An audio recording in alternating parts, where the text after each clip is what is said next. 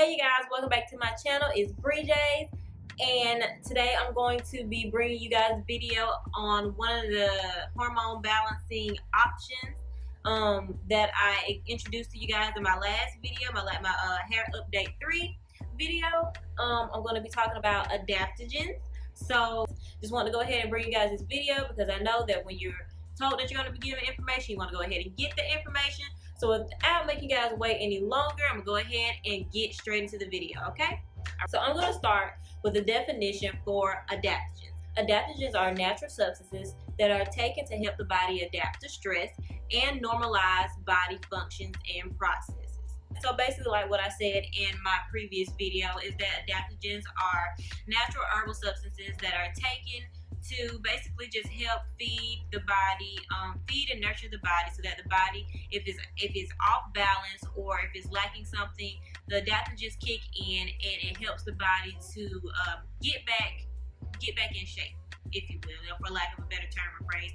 Get back in shape and start working properly, producing the right amount or the right levels of hormones.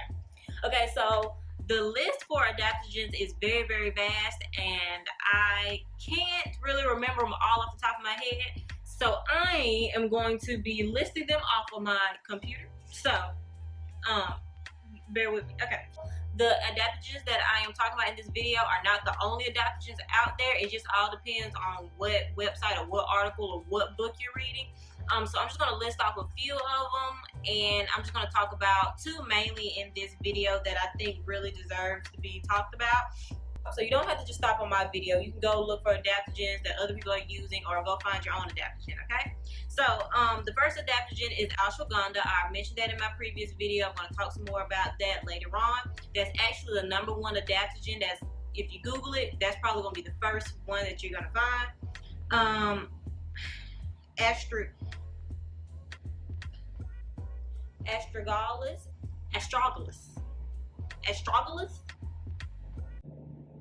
I don't know. Astragalus, holy basil, bilberry, elderberry, ginseng, and reishi mushroom. So the first adaptogen that I'm going to be discussing with you guys is ashwagandha, aka Indian ginseng. Okay, so remember I said in my previous video that it doubles as an Ayurvedic herb, which Ayurvedic originated in India.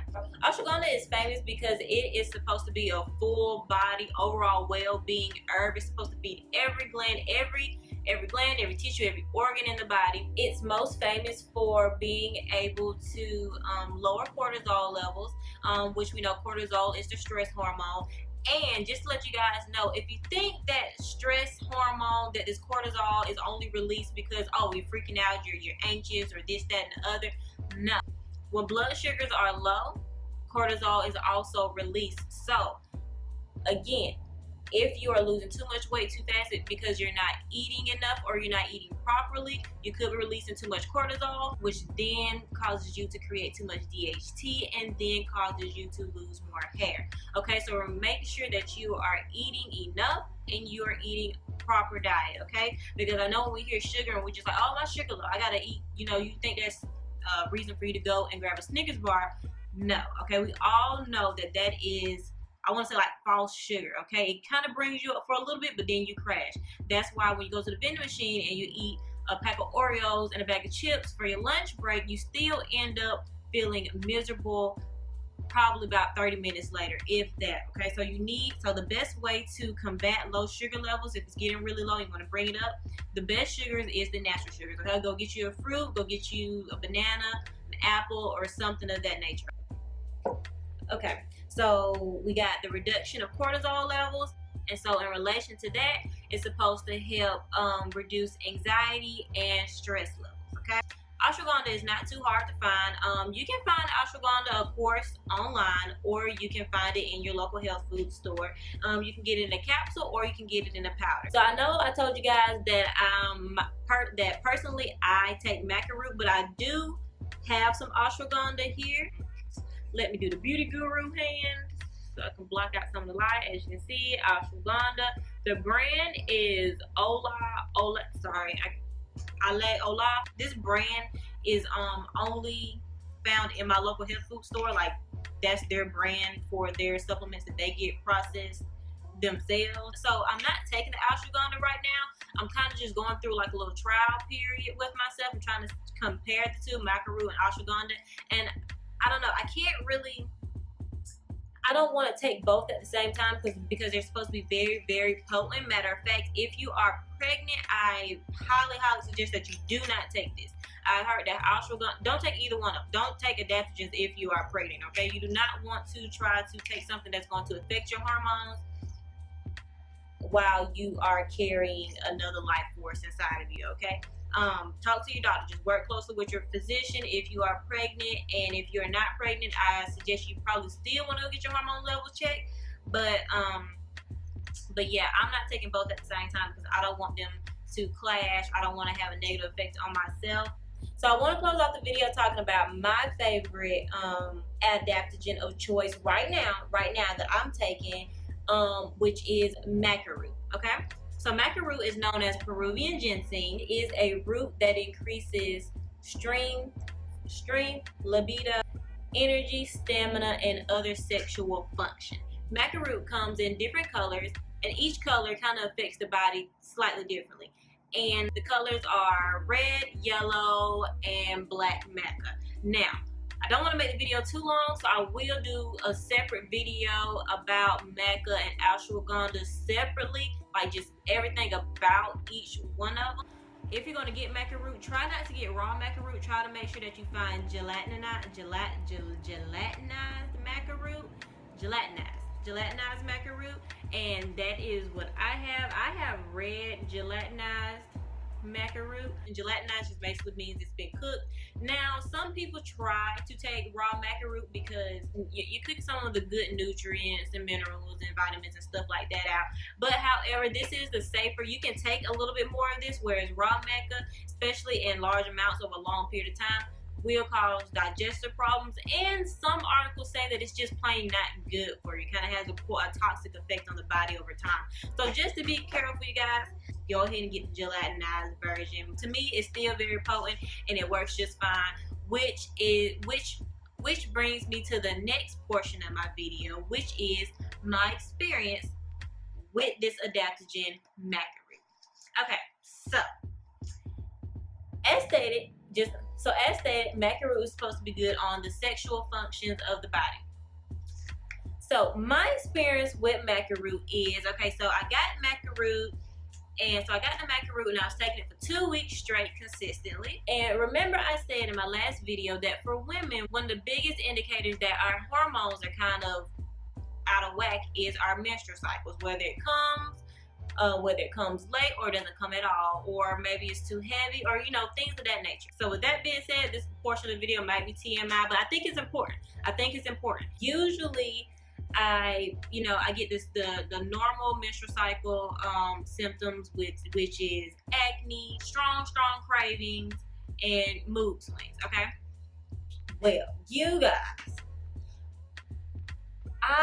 when the day that my menstrual cycle started, I was completely surprised that it was there. I am so serious. I literally did not feel anything. My mood the week prior, I was happy and upbeat and just ready to take on the world. I was energetic. I'm usually very fatigued. Not even just right before my cycle starts, but just in general. I hate to say it, but I'm kind of a lazy person. I like to sleep, but no, that was not the case.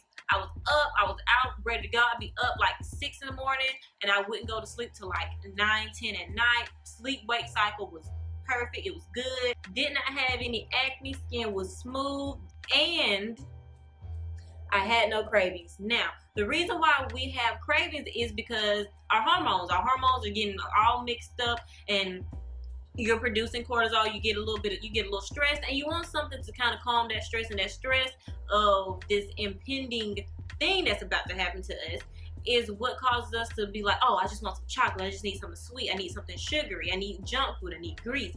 I had no craving. Like, I remember I was watching, I think it was on YouTube, because I don't got cable, so it was either YouTube or Hulu. And there was this commercial that came on. It was about like a cinnamon roll. I think it was like a Pillsbury dough commercial or whatever. And they was like drizzling the ice and all slow. And I can remember that I was not even I wasn't even like turned on by it. You know how like sugar kind of make you go, ooh, gotta go give me some of that. Like I didn't even feel anything, you guys. Like I was just like, oh, that's too much sugar. I was actually disgusted. So the maca root completely diluted my symptoms. Like I had no symptoms. I was good for the whole cycle, and it was nice, short, sweet, to the point. It didn't last too long. It wasn't too heavy or too light or anything. 4 days tops, it was over with. Like, I was like, oh, this was amazing. So, to continue my experiment, I stopped taking the maca for like 2.5 weeks. Y'all, my sleep-wake cycle fell out because I am in college, so I'm always stressed. There's always stress being thrown at me from left and right. Just stress. So sleep-wake cycle fell apart again. It went kaput. I've been wanting chocolate chip cookies all the time, and I've been eating them. I don't even have the strength to not want chocolate chip cookies. I've been getting like acne and stuff like that. And I think it's because I stopped taking the maca root, and consistently at that. Now I have started by taking the maca root over this past week.